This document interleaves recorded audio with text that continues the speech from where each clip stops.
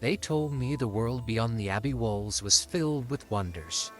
They spoke of cathedrals aflame with holy light, of noble kings whose judgments were wise and gentle, of saints who walked openly beneath crowns of gold, their halos unmistakable.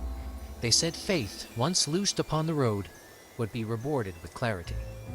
So I, unintentionally mind you, left the abbey in my 43rd year, older than most pilgrims, poorer than I expected to be, parchment rolled beneath one arm, quill and ink beneath the other. I went to chronicle marvels. Instead, I found Sir Gideon Beckett. He was unlike any saint I'd read about. He spoke little and prayed often, as if words themselves were a burden. He wore his helm like a burial mask, never removing it as though already half counted among the dead. His sword was older than his faith, its edges nicked and darkened by years of use, and his armor carried the stubborn scent of smoke and old blood that no polish could erase. And yet, when he entered a village poised on the brink of slaughter, or stepped between a tyrant's blade and a child you could not stop trembling, the world itself seemed to hesitate, as though the earth were holding its breath. I followed him because I believed he was holy.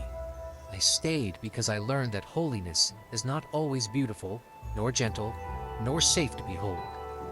Our road led us through fields still warm from war, through outlaw dens where laughter masked cruelty, and into ruins haunted by more than just memory. I met women who had lost husbands, homes, and hope, and still knelt to pray. I saw children learn to cry without sound. I broke bread with men who wore virtue like a borrowed cloak, fine until tested by hunger or fear. Through it all, Sir Gideon carried his shame as one might carry a cross, not to be seen, but never set down. His silence was heavy. His justice, when it came, was swift and terrible. His kindness, Maker help me, was so carefully hidden, it often went unnoticed, even by those it saved. These are not tales of triumph shouted from battlements, nor of victories announced by trumpets. They are quieter accounts, uneasy ones, the story of a knight who does not believe himself good, and of a halfling who once thought goodness wore clean robes and offered clearer answers. I write these words because the world needs to know what I did not.